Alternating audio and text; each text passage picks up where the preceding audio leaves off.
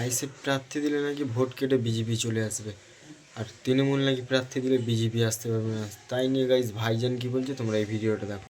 প্রার্থী দিলে ভোট কেটে বিজেপি চলে আসবে, কিন্তু যদি মানুষ ভোট দেয় ভোট কেটে বিজেপি আসবে না। ভোট দিলে জনগণের জনপ্রতিনিধি আসবে, ভাঙড় সেটা দেখিয়ে দিয়েছে। ভোট দিলে বিজেপি তৃণমূল আসবে না, ভোট দিলে নওশাদ সিদ্দিকী আসবে বিধানসভা কাঁপাতে। তাই হাড়ুয়াতে, রাজারহাটে, মিনাখাতে, সন্দেশখালীতে যদি ভোট দেন বিজেপি তৃণমূল পাত্তা পাবে না। নওশাদ সিদ্দিকীর সাথে লড়াই করার জন্য একে একে যুক্ত হবে। এবার আপনারা ডিসাইড করুন, এক বিধায়ক যদি এক ভাঙড় যা উপহার দিয়েছে 293 এর ঘুম হারাম করে ফেলছে, যদি নওশাদ সিদ্দিকীর সাথে 10টা ডবল ডিজিটের আপনি যদি অ্যাড করে দেন কি হবে বুঝতে পারছেন তো? সেই জন্য ওদের মাথা খারাপ হয়ে গেছে। ও বারবার বলছে ভোট দিলে আইএসএফ কে ভোট কেটে বিজেপি চলে আসবে।